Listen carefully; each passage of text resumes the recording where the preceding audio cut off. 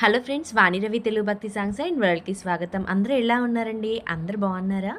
ఈ వీడియో వచ్చేసి మా పాప స్కూల్లోనండి సైన్స్ ఫేర్ జరిగిందండి. ఆ సైన్స్ ఫేర్లో భాగంగా ఒక రూమ్లో వీళ్ళ క్లాస్మేట్స్కి కొద్దిమందికి ఈ రూమ్ను అలర్ట్ చేశారండి. దాంట్లో చిన్నపిల్లలు కూడా కొన్ని పెట్టారు. ఈ రూమ్ అంతా వాళ్ళ హ్యాండ్ ఓవర్లో ఉందండి. దీంట్లో పోస్టర్స్ అతికించడం కానీ వీళ్ళంతా పిల్లల్లో కోఆర్డినేషన్ అనేది చాలా ఇంప్రూవ్ అవుతుందండి. తర్వాత ఒకరినొకరికి హెల్ప్ చేసుకోవడంలో కానీ, ఎలా టైం మేనేజ్మెంట్లో చేయాలి అని కానీ, టాస్క్ ఎలా పూర్తి చేయాలనే విషయాల్లో కానీ, ఇలాంటివి పిల్లలకి స్కూళ్ళల్లో ఇలాంటివి ప్రోగ్రామ్స్ కండక్ట్ చేసినప్పుడు పిల్లల్లో ఇలాంటి స్కిల్స్ చాలా డెవలప్ అవుతాయండి.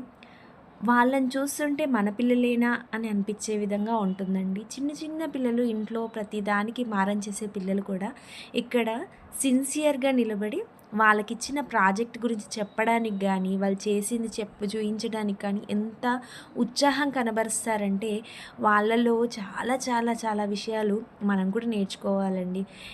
ఆ పనిలో ఎంత డెడికేషన్గా వర్క్ చేస్తారంటే పిల్లలు చాలా బాగా అనిపిస్తుందండి. వాళ్ళకు ఉన్న ఇన్ఫర్మేషన్ అంటే వాళ్ళ క్లాసెస్లో చెప్పిన ఇన్ఫర్మేషన్ని మనకి తెలియజేయడానికి చాలా చాలా చాలా సంతోషంగా చెప్పడానికి ఎప్పుడు యాక్టివ్గా స్మార్ట్గా ఉంటారండి.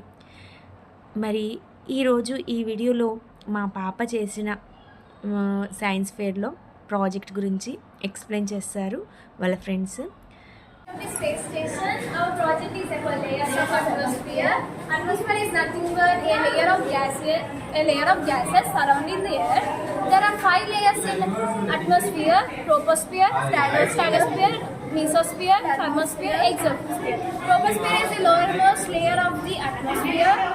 It contains most of the air we breathe, and the total weather phenomena exist there. Stratosphere, it is the second layer which exists 20 kilometers to 50 kilometers. It is the ozone layer, and which are the harmful rays which are produced from the sun observed here. And here all jets, helicopters, aeroplanes are present here.